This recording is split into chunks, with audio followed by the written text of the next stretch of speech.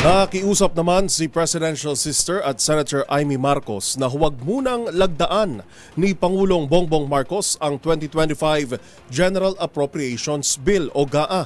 Dapat anya itong ibalik sa Bicameral Committee sa gitna ng kaliwat kanang pambabatikos na nagugat sa zero budget na inilaan sa PhilHealth, gayon din sa serye ng budget cuts sa iba pang ahensya ng pamahalaan. Ang mga detalye sa report ni Kyle Bulyas.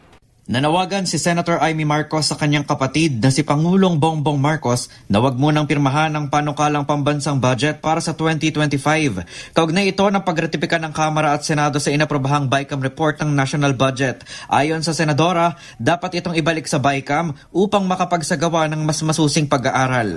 Sana wag nang pirmahan, bumalik sa BICAM, suriin ng maigi, line by line, hindi naman kailangan isisiro na muli. Total na zero na nga yung 4Ps natin. Nakaltasan yung 4Ps ng 50 billion. Yan yung talagang poorest of the poor, isipin ninyo. 4.4 families, zero ang tatanggapin.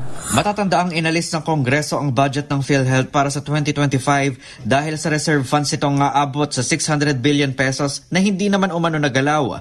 Bagamat maring kinokondena ang hindi maayos sa paggastos ng pondo ng PhilHealth, naniniwala naman si Senator Bongo na siyang chairman ng Senate Committee on Health na hindi pa rin dapat i-zero ang budget ng PhilHealth.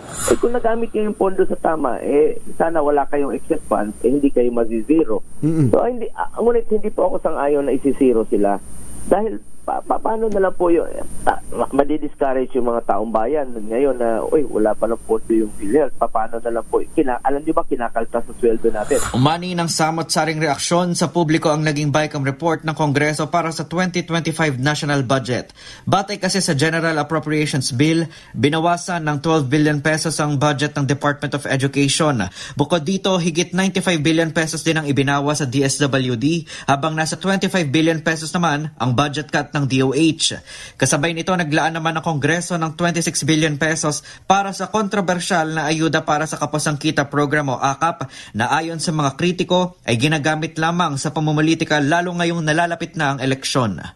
Para sa MBC TV Network News, ito si Kyle Bulyas ng DZRH, una sa Pilipinas, una sa Pilipino.